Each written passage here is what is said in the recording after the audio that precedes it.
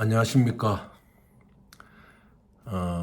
오늘 10월 10일 이제 일주일 있으면은 10월 17일 1972년 10월 17일 박정희 전 대통령이 제3공화국 헌법을 정지시키고 국회를 해산하고 유신을 선포했던 그날이죠. 제가 그때 19살이었으니까 기억에 생생합니다. 그래 오늘은 또 한국, 미국, 일본의 그 삼국의 그 방어 군사 훈련을 보고 여야 간에 이제 논쟁도 많고 시대는 흐르고 역사의 강물은 도도히 흘러가고 있는데 우리가 조금만 과거를 뒤돌아본다면은 모두가 힘을 합쳐가지고 제대로 된 대한민국을 건설하는데 이제 힘을 합쳐야 될 겁니다. 북한의 핵 위협이 그냥 말로만 위협이 아니고 정말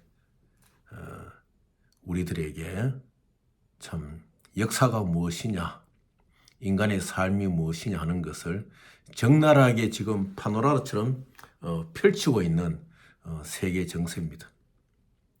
언제 우리가 이렇게 기축통화다, 위에서 달러다, 위에서 달러가 채무화폐다. 그렇지만 71년도 이전에는 근본이자화폐였는데 이런 것을 우리가 과거에는 그렇게 생각하지 않았잖아요. 그래 지금 산유국이 미국의 US 달러의 결제보다도 자기들의 그 유가에 대한 인정을 받기 위해서 몸부림을 치고 있고, 또 중국은 또 새로운 제국의 패권을 향해서 위엔나의 기축통화에 달리고, 지금 미국은 방어에 지금 급급하지요.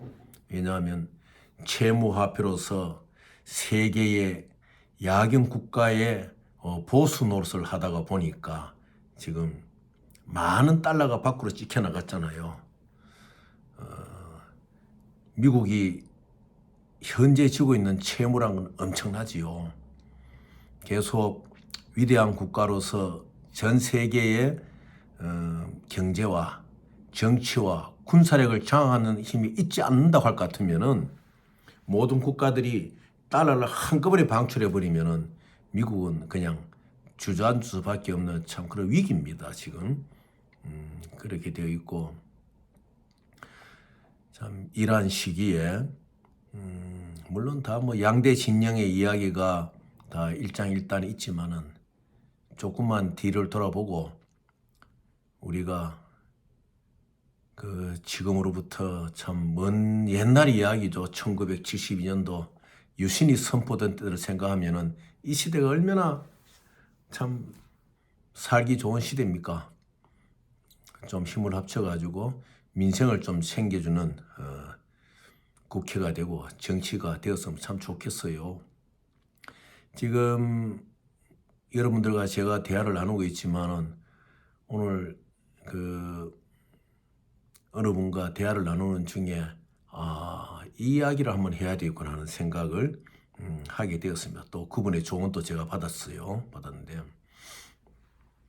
한 3년 전만 하더라도 한국에 마스크 붐이 불었잖아요. 2년 전, 3년 전에. 그때 마스크 붐이 불 때 많은 스캐머들이 마스크 오다가 없이 그 마스크 오다가 있다는 그 가짜 서류도 만들고, 뭐 월드마켓에 어떤 오다를 받았다, 뭐 여러 가지 이제 구실을 붙여가지고 뭐 이렇게 이제 어느 그 마스크 공장을 확장을 시키게 합니다. 그리고 자기들이 오다를 주겠다고 막 이렇게 해요.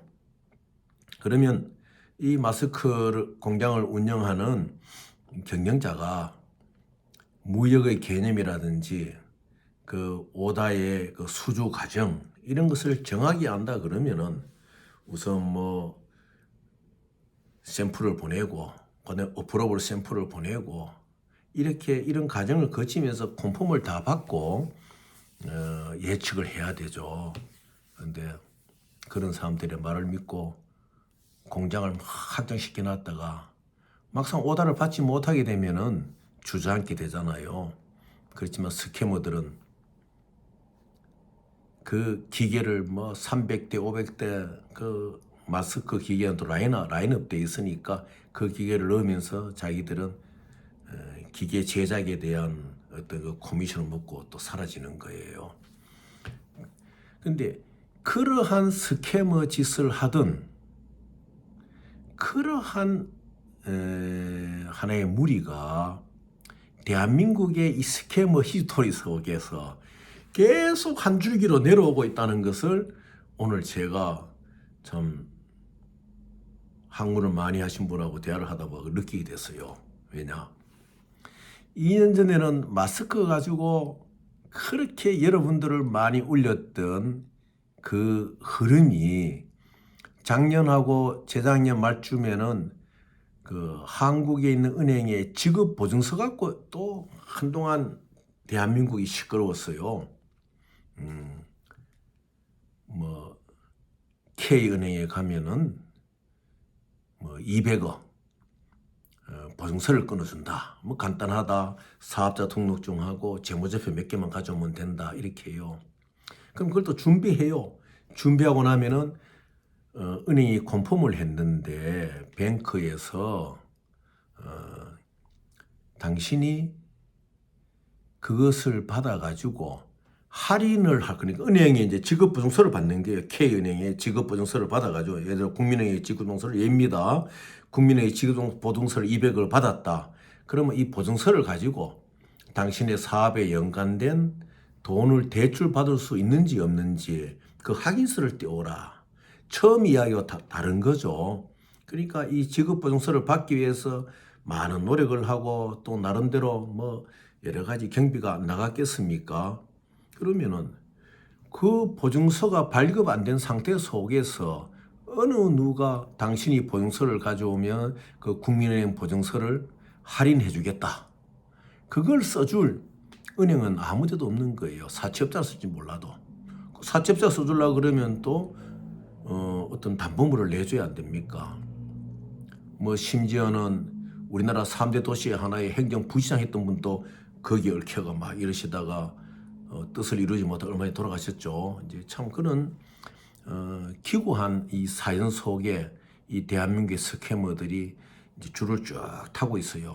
그런데 그 스캐머들이 급기야 이제는 사라져야 될 UBS의 가짜 서류, 또 그 UBS의 가짜 서류를 만지는 사람은 또 HSBC의 가짜 뱅크책, 그 필리핀에서 만들어지는 거거든요. 책. 그 다음에 도이치뱅크 프랑크푸르트 암마인 뱅크에서 만들어졌다는 하는데 그것도 가짜예요. 그것도 필리핀에서 다 만드는 거예요. 만들어지는 RWA. 이런 것이 이제 막 한국에 지금 돌아요. 왜 도느냐? 기름이.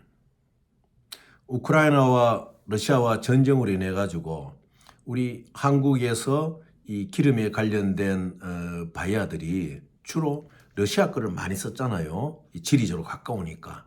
인도네시아 같은 경우에는 쓸 수도 있지만은 좀 계약서가 잘 안 지켜지고 늦어지고 이러니까 러시아는 정확하잖아요. 뭐 비록 그들이 지금 푸틴의 정책에 의해서 그래 가고 있다고 비난은 받지만은 뭐 기름사 바나마가 정확하는 게 러시아예요. 뭐 나우도카나 브라디포트에서 오면 정확하니까. 그래서 하던 사람들이 이제 그 길이 좀 막혀 있으니까 약간 풀린지는 모르죠. 그분들이 러시아 거도 지금 아직 상한 미국에서 유엔에서 러시아 원유에 대한 상한 가격을 아직 정해지지 않기 때문에 아직까지는 러시아 선박이 아니면 우리나라 울산까지 다 들어올 수가 있습니다. 이제 그런 경우인데 그래서 지금은 이 오일 사업에 DLC나 리볼빙 SBLC나 SILC가 참 힘이 들어요.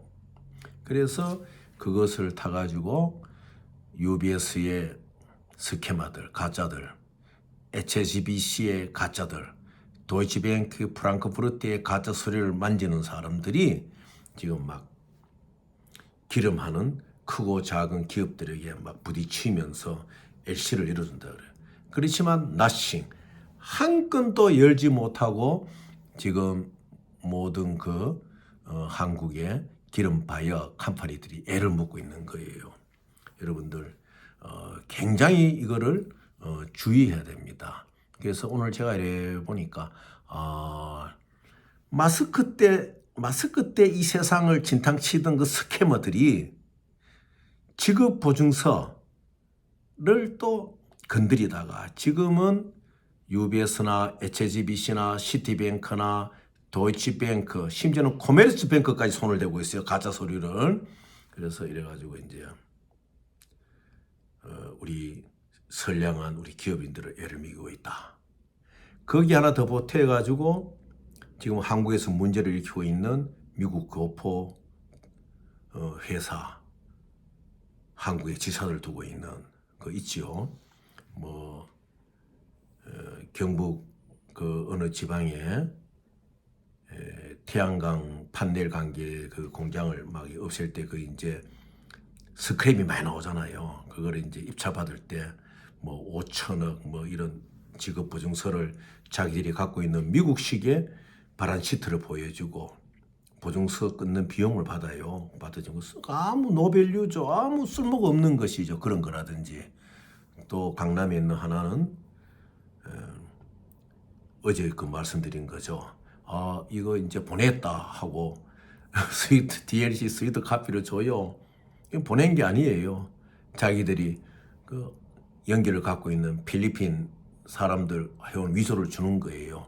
그러면은 이 사람 진짜 보낸 줄 알고 이 회사는 받는 리시빙 뱅크에다 보내주는 거예요. 셀러 회사죠.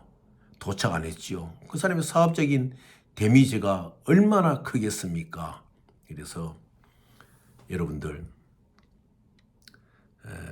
우리가 이 국제금융에 있어 가장 이제 중요한 부분이 뱅크 인스트루먼트인데 그 안에서도 현실적으로 이 원자재 무역을 하는 데서 쓰이고 있는 SBLC나 DLC나 리볼빙 SBLC나 이런 게 참 중요하지 않습니까?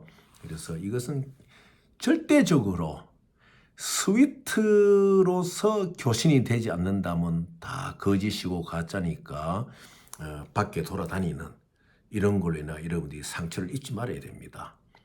오늘 뉴스를 정확히 보냐 어디 뉴스가 사실 뭐 언뜻 보니까 중동이 어딘데 건설 대금을 받지 못해서 철수를 하기를 한국 기업이 결정했다는데 금액이 굉장히 큰 모양이에요. 그런 경우도 마찬가지예요.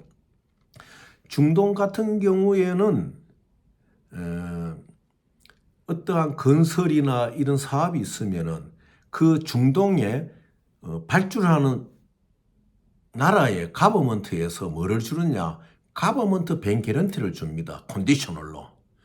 너희 회사가 우리 예를 들어 가지고 카타르에 와서 이러한 건물을 짓는다는 어떤 캐퍼빌리티, 능력 서류를 제시하고 난 이후에 이 뱅크 개런티를 써라. 이래가지고 컨디셔널 서브린 비지를 줘요.